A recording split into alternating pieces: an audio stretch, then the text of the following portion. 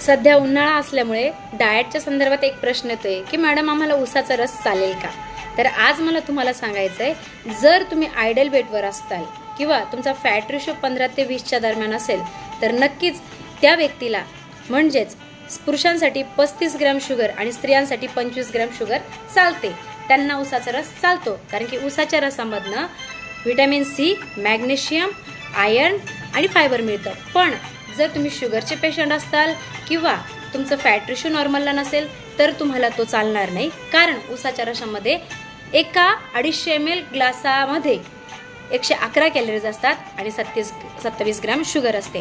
त्याच्यामुळे तुमचं calorie management होत नाही, ॲडेड शुगर जाते, त्याच्यामुळे ऊसाचा रस चालत नाही.